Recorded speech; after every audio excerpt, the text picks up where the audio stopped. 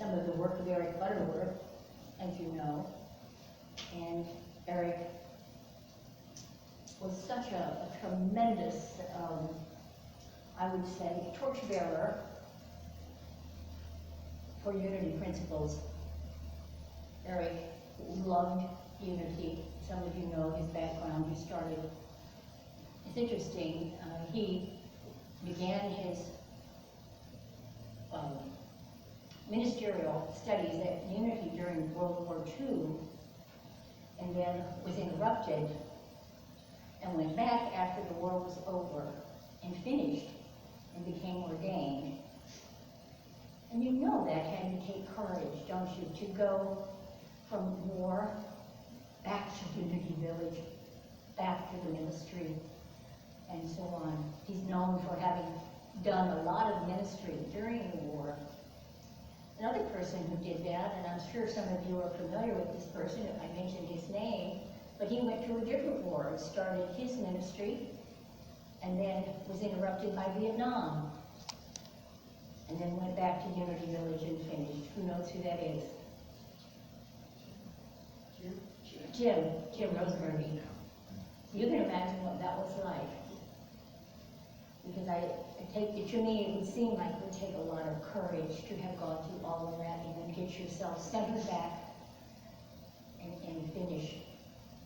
When Eric Butterworth started, he started, I want to say, in Pittsburgh, one of those towns right in that area. And then he moved to another location. Every single time the church kept growing and growing and growing, he finally planted himself in New York City.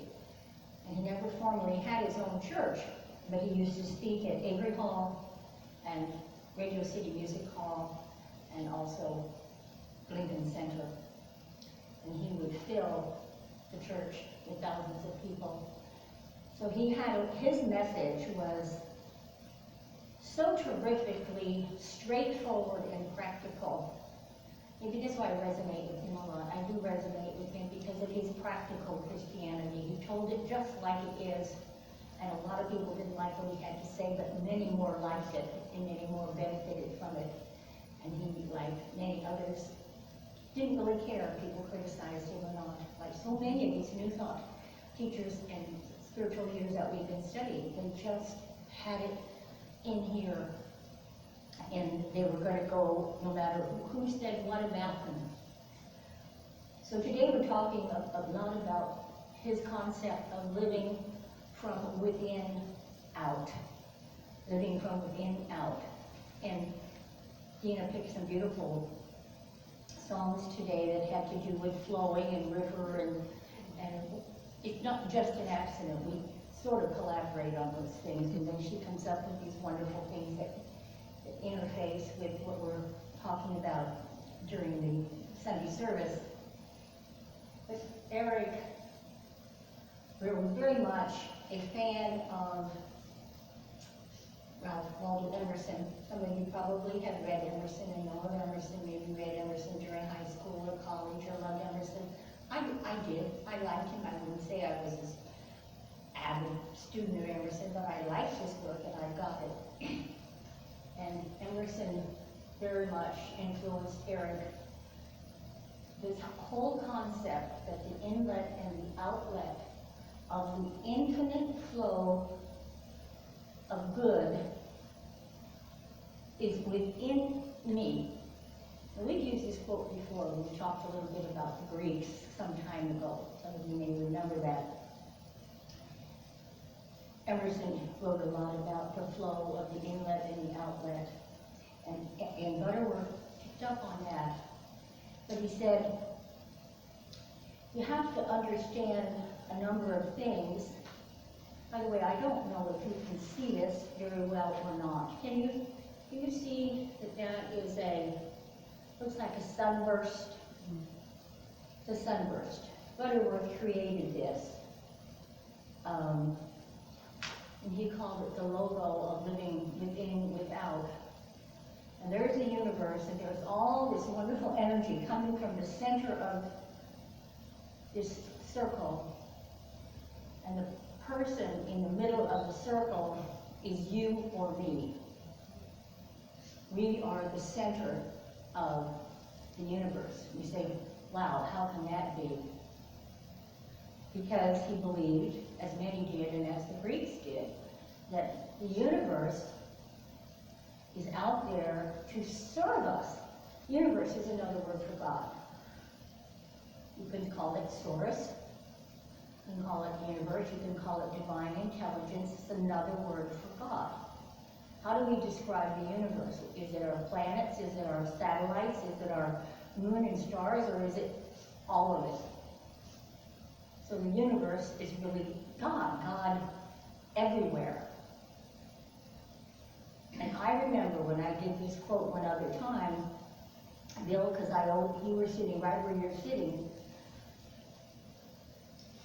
when I shared this quote from a Greek philosopher that goes back way before the time that Jesus walked the earth, by the name of Plotinus, you shook your head yes, as if I get that.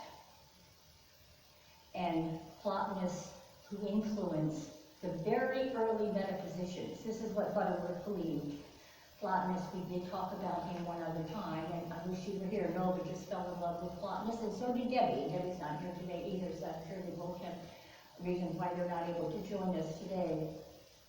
But Plotinus, who used to have many, many students, and was a early metaphysics, or they call it early Christianity, early believing that there is, this is before the age of Jesus, but the Christ-like, the Christ energy was something they were already, of course, talking about.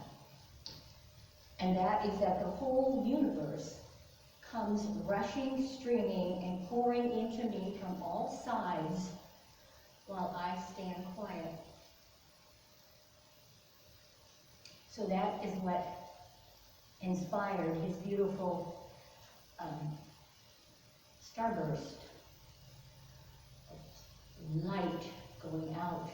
Remember last week we talked about the concentric circle with prayer, within prayer, the concentric, that we're all part of that concentric universe. We're all within it. There's nothing outside that we fall off the edge of the earth and fall out of it.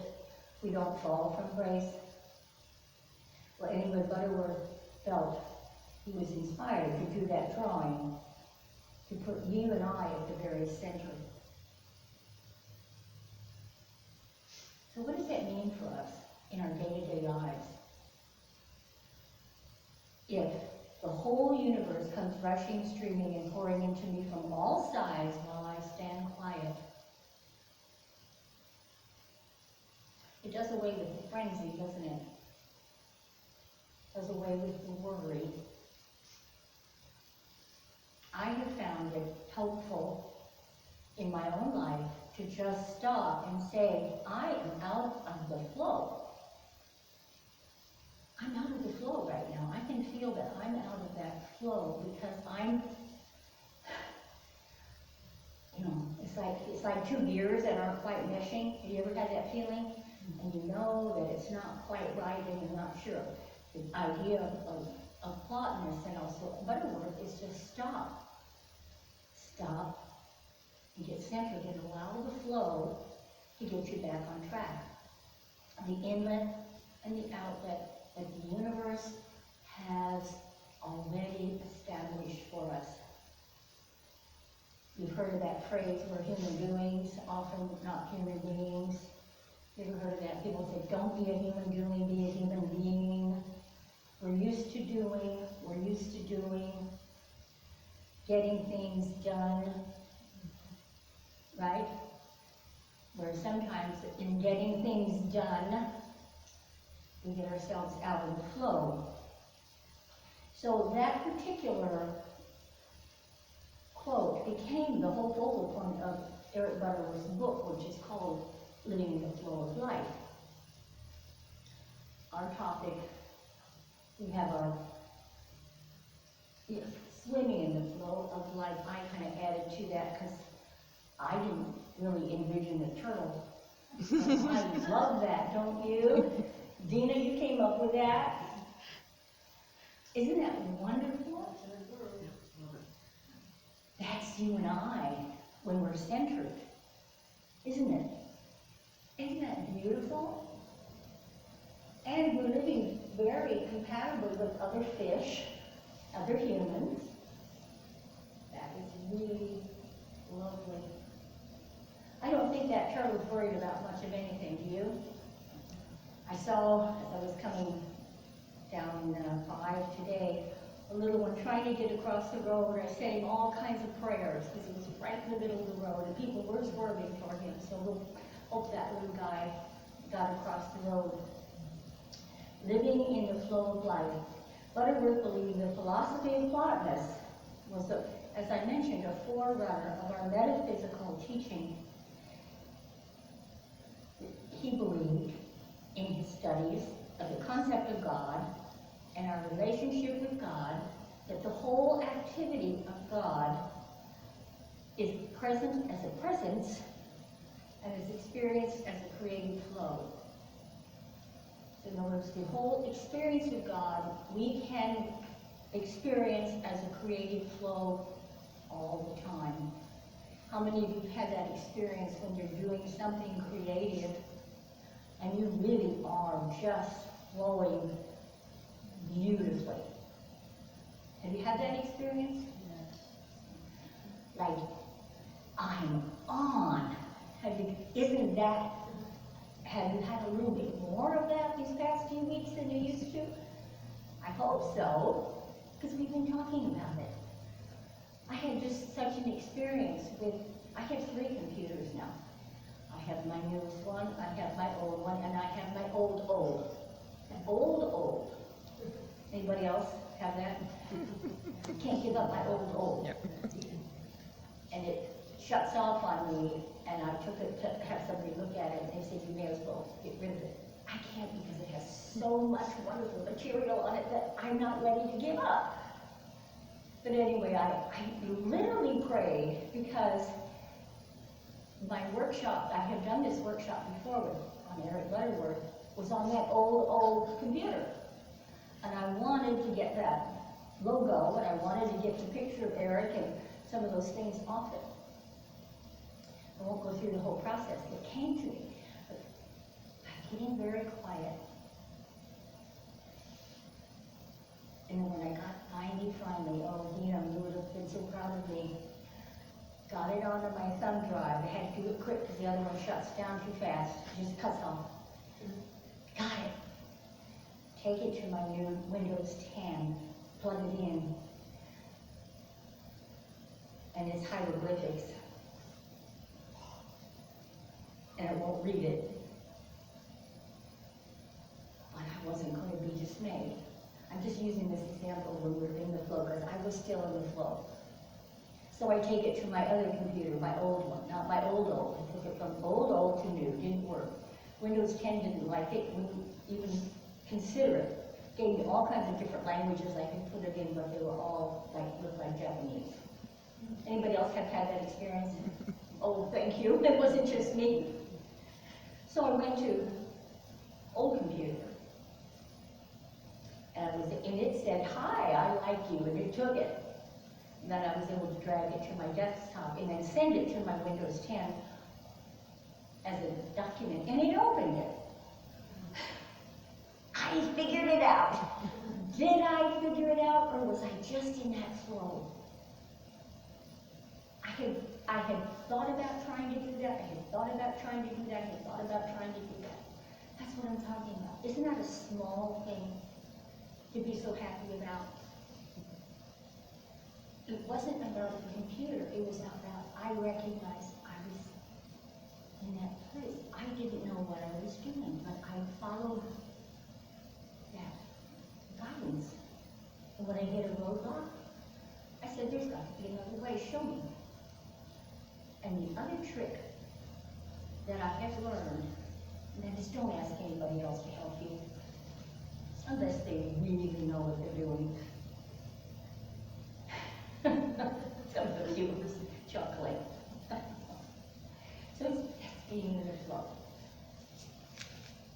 How many of you have had that experience lately where you just knew you were flowing? Dale, you want to share?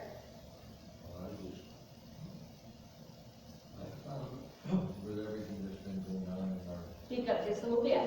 With everything that's been going on in our world today, I found somehow that it doesn't seem to affect me so much personally. I'm just able to flow with it and somehow realize that even with the turmoil that's going on, there is a divine order about it that surpasses our understanding. And therefore, I'm just kind of willing to flow with it and know that it's all going to be all right in the long run. So, I've just experienced that a lot lately. And there's a very important fine line between what you're talking about, and that is seeing it as an apparent truth. You used that term in the daily word today. I used that last week. Apparent truth, meaning what we see through our third-dimensional human eyes, and what is really true.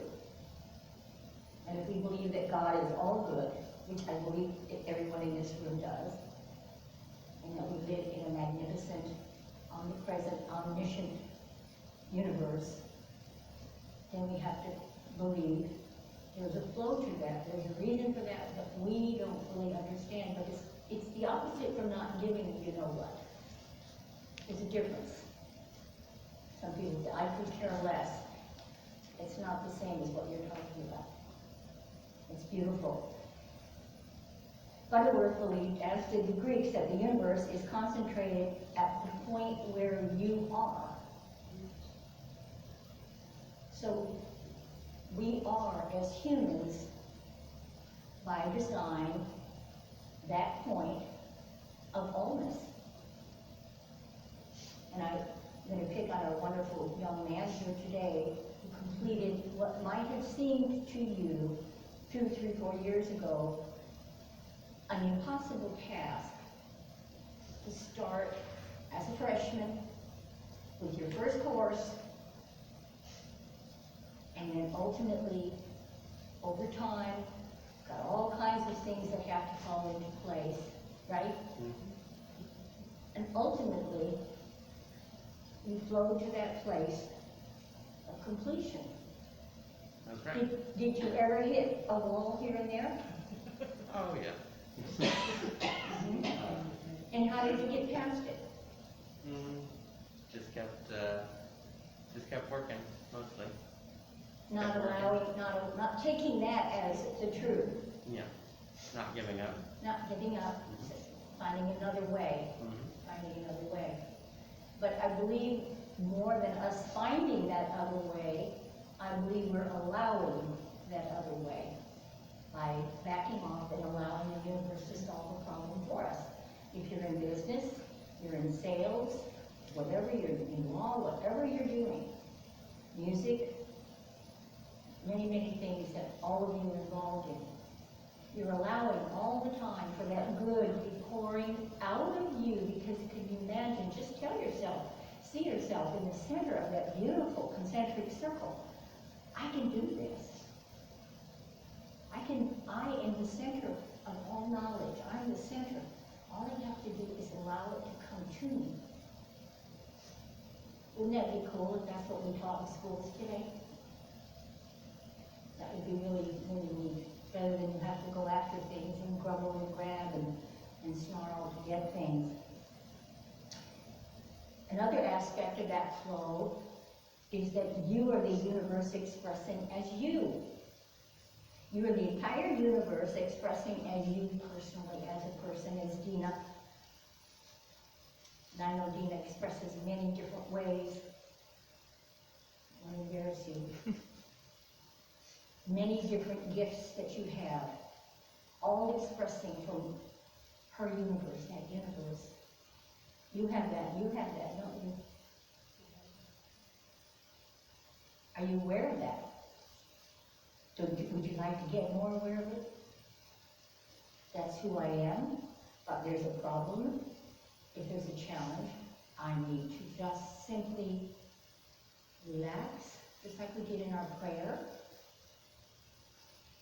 Find that center in myself that I know is that point of my God self for me. quiet and listen. Put it aside. I need to try that this week. Did you think about that place, that spot within you that is in direct alignment and connection with the ultimate divine? Yes? I did. I think it helped. Maybe that's what got me over like a little computer hump. Just relaxing into that, because I didn't know what I was doing. And Dina did tell me the best way to learn is keep failing until you get it right. Right? Yeah, you really can't hurt the computer too much. It's going to tell you when you are really not on target. Right. Butterworth goes on to say, you are the living enterprise of the universe. Without you living, without me, without you, without everybody else expressing, the universe would be void. You see, we have a big responsibility, don't we? Because we know it now.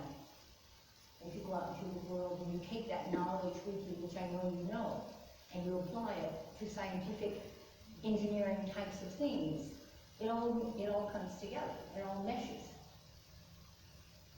It's such a beautiful thing. Butterworth calls that, to no surprise, that the universe is the kingdom of God within you. You've heard that, haven't you? Kingdom of God is within you. Sometimes when I'm driving back and forth from here to Jeff City, I'll pick up a religious church from Jeff City, usually from Jeff City, sometimes Camden, and we were having a discussion about, is it possible, really possible, that the kingdom of heaven could really be within and not out there somewhere? I wanted to jump in and say, we could share our ideas with you about where the kingdom is. Because most religions don't want to encourage that kind of idea. You are the kingdom of God, and the universe is radiating within you and flowing to you. Now remember, this came from the Greeks. Then it was passed down for many, many, many, many generations, and Eric Butterworth picked it up. And who do you suppose he picked it up from? Besides Emerson, whom he loved. Our friend Charles Fillmore. He loved Fillmore.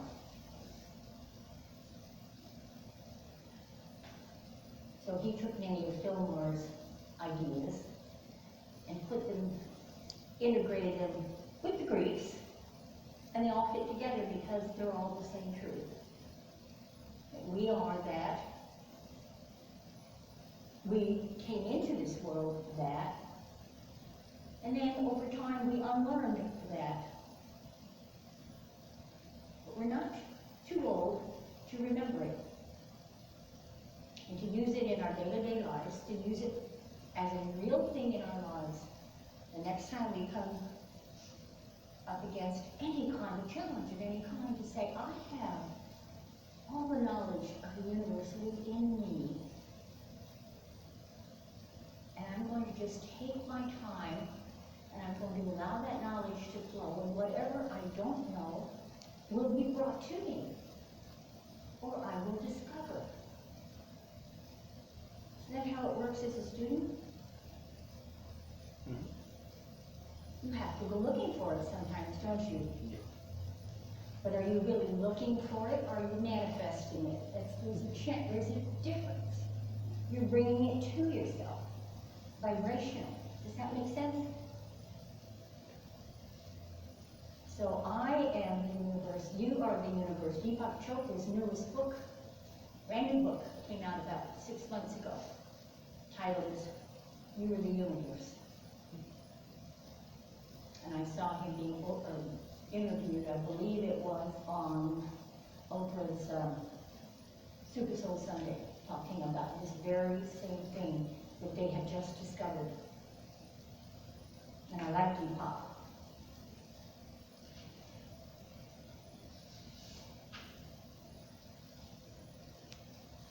So, Butterworth, by the way, his books are all 4, 8, or 5-star books. Everybody always, from all walks of life, loves his work, especially this one, In the Flow of Life. The idea that it's not an unusual thing.